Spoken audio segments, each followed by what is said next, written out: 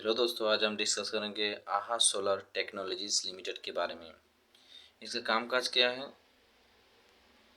इसका business model क्या है और इस सब के बारे में डिस्कस करेंगे। और क्या आने वाले दिनों में अच्छी खासी रिटर्न देने वाली है शेयर। और मेरे ख्याल से इसका जो मार्केट ग्रुप है, जो देखा जाए तो इसका जो मेन क्लाइंट है अडानी, बीपीसीएल है, स्टार एनर्जी है, टाटा स्टील है, एशियन डेवलपमेंट बैंक है। ऐसे इसका क्लाइंट है, मतलब बड़ा बड़ा क्लाइंट है। तो इसी के चलते मान लीजिए इसका दो सिस्टम में काम करती है। एक उसे सॉफ्टवेयर प्रोवाइड करती है, किसके लिए? सोलर पीवी इंस्टॉलर और गवर्नमेंट एजेंसीज के लिए सॉफ्टवेयर प्रोवाइड करती है। सोलर रिलेटेड जो सॉफ्टवेयर होती है, बेसिकली सॉफ्टवेयर क्या काम करती है, आपका जो डिजिटली जो ट्रांसफॉर्मेशन होता है, आई मीन मान लीजिए जो एनर्जी है, एनर्जी को डिजिटली ट्रांसफॉर्मेशन करने के लिए आपका ये कामकाज जो है सॉफ्टवेयर कामकाज करती है। और advisory and technical consultancy service भी ये प्रोवाइड करती है। मार्केट प्लेस देखें तो ऑलमोस्ट सोलर पीवी इंस्टॉलर और मैन्युफैक्चर करती है पेन इंडिया बेसिक पर, और सोलर इकोसिस्टम के अंदर में ये कामकाज करती है। ठीक है, तो आइए इसका मार्केट कैप देखें। ऑलमोस्ट 158 करोड़ के आसपास मार्केट कैप है। मतलब छोटा कंपनी है काफ़ी। इसको पेनी कंपनी में बोलते हैं कि यहाँ पे स्मॉल कैप कंपनी करते हैं। ठीक है, स्मॉल कैप भी नहीं है, माइक्रो कैप के अंदर पड़ता है। मतलब 5,000 करोड़ के नीचे, सॉरी 500 करोड़ के नीचे हुआ तो उसको आपको 1,000 करोड़ या 500 करोड़ के नीचे होगा तो उसको हम माइक्रो कैप कंपनी कहते हैं। तो ये माइक्रो कैप कंपनी है। ये लिस्टिंग हुआ था, हाल ही में लिस्टिंग हुआ था। लिस्टिंग होने के बाद 207 रुपये में लिस्टिंग होने के बाद ऑलमोस्ट शेयर तब का 52 रुपये हाई मारा है। 658 रुपये के आसपास हाई मारा है। और आर ओ ई देखें, रिटर्न ऑन इक्विटी 1.01% है। आर ओ सी देखें 1.51% के आसपास है। तो शेयर में क्या दमखम है ये देखने वाले हैं। और क्वार्टर ऑन क्वार्टर रिजल्ट देखें तो सेल्स में देखें सितंबर क्वार्टर में 10 करोड़ के आसपास सेल्स था, और वहीं पे एक्सपेंसेस है ऑलमोस्ट आपका 9.85 करोड़ के आसपास सेल्स था। और एक्सपेंसेस देखें तो 9.57 करोड़ के आसपास एक्सपेंसेस था। ऑलमोस्ट 28 लाख के आसपास प्रॉफिट हुआ है। मार्च क्वार्टर में देखें तो 1,51 लाख के आसपास प्रॉफिट हुआ है। वहीं पे देखें सितंबर क्वार्टर में लॉस भी गया था कंपनी, और मार्च क्वार्टर में देखें तो फिर से 0.64% के आसपास, 0.64 मतलब 64 लाख के आसपास प्रॉफिट इस कंपनी का हुआ था। तो यहाँ पे ऑपरेटिंग प्रॉफिट मार्जिन देखें तो ऑलमोस्ट 2%, 13% ऑलमोस्ट नेगेटिव अगर 2% ऐसे हुआ है। तो मेरे ख्याल से कंपनी जो अभी है स्टेबलाइज नहीं है, काफ़ी वोलेटाइल है। और आने वाले महीने में क्या अच्छे खासे करने का करेगा, या फिर प्रॉफिट एंड लॉस में देखते हैं। तो 2018 से कंपनी मार्केट में लिस्टेड है। तो 2018 में कुछ सेल नहीं हुआ था और ऑलमोस्ट 1 लाख के आसपास लॉस था। मार्च 2019 में देखें तो 18 लाख के आसपास सेल्स और 18 लाख के आसपास ही मतलब एक्सपेंसेस भी हुआ था। मतलब कोई प्रॉफिट कोई लॉस नहीं। लेकिन हाल ही जो मार्च क्वार्टर जो गया, मार्च क्वार्टर में ऑलमोस्ट आपका देखें तो 42 करोड़ के आसपास पूरा 2024 साल में आपका मार्च FY24 में देखें तो ऑलमोस्ट आपका 42 करोड़ के आसपास सेल्स था, और वहीं पे 42 करोड़ 16 लाख के आसपास आपका एक्सपेंसेस था। तो मतलब कंपनी अभी लॉस मेकिंग कंपनी है, लॉस में रन कर रही है। ठीक है, तो आने वाले दिनों में ये सब सेक्टर फ्यूचरिस्टिक होने वाला है, क्योंकि ज़्यादातर जितने भी आपका कोयला या फिर कोल एनर्जी जो आपका होता है, जो कोयला या फिर कोल जो थर्मल पावर पॉइंट से जो जितने भी एनर्जी निकलती है वो सब एनर्जी एक दिन में ख़त्म होने वाला है। 2050 तक ये सब शेयर रॉकेट होने वाला है।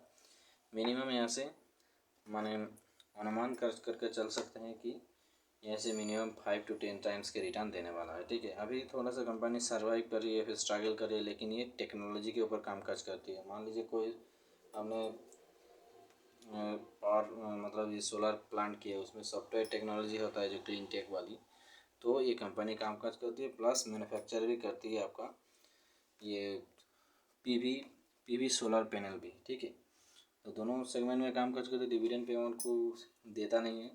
शेयर में देखें तो 5 साल में 198% के आसपास रिटर्न, सेल्स में ग्रोथ, और 3 साल में देखें तो 182% के आसपास देखें तो प्रॉफिट ग्रोथ उतना खास नहीं है। हर वो क्वार्टर में नेगेटिव है। लास्ट 5 ईयर में देखें तो ऑलमोस्ट 32% के आसपास प्रॉफिट में ग्रोथ दिखाई है। CAGR कुछ भी नहीं है। और 1 ईयर में देखें तो 88% के आसपास CAGR दिखाई है। रिटर्न ऑन इक्विटी देखें तो 5 साल में 36%, 3 साल में देखें तो 35%, और लास्ट ईयर में देखें तो 1% के आसपास तेजी है। यहाँ पर रिज़र्व देखें, रिज़र्व नेगेटिव में है, लेकिन मार्च 2024 क्वार्टर में देखें तो ऑलमोस्ट आपका 12.64 करोड़ के आसपास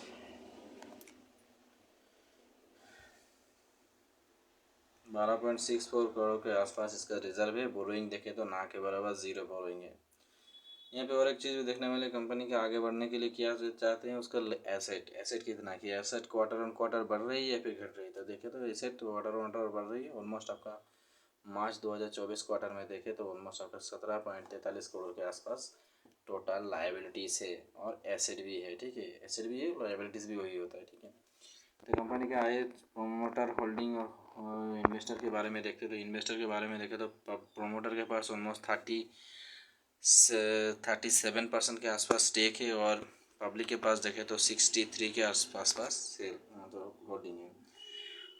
तो ये अभी पेनी कंपनी है, इसमें एल आई सी ने भारी भरकम मात्रा में बाइंग की है। लास्ट जो FY24 का जो लास्ट क्वार्टर रिजल्ट गया था उसके बाद, इसी के चलते आज के दिन शेयर जो देखिए ऑलमोस्ट आपका 5% के आसपास एक ही दिन में तेज़ी दिखाई है और आने वाले दिनों में दिखने वाला है। मेरे ख्याल से ये शेयर काफ़ी छोटा है। मान लीजिए यहाँ से अगर 1000 करोड़ जाता है तो ऑलमोस्ट आपका 5 गुना होगा। मार्केट के अगर यहाँ से 1000 करोड़ जाता है तो 5 गुना होगा। मान लीजिए यहाँ पे 50 करोड़ चला गया तो 5 × 10 50 टाइम्स हो जाएगा शेयर। तो ही देखने वाली चीज़ है, क्या यहाँ से 1000 करोड़ के आसपास जाता है या फिर आपका मान लीजिए 2000 करोड़ 5000 करोड़ 6000 करोड़ 10,000 20,000 करोड़ के आसपास जाता है या फिर आपको 1 लाख करोड़ के आसपास मार्केट कैप जाता है। मार्केट कैप जितना बढ़ेगा, अभी तो छोटा कंपनी है, तो देखने वाली चीज़ है कि आगे आने वाले दिनों में इसका कामकाज और मैनेजमेंट देखें तो मैनेजमेंट काफ़ी अच्छा है। अभी तो थोड़ा सा स्ट्रगल कर रही कंपनी, लेकिन आने वाले दिनों में अच्छे खासी रिटर्न देखने को मिल सकता है।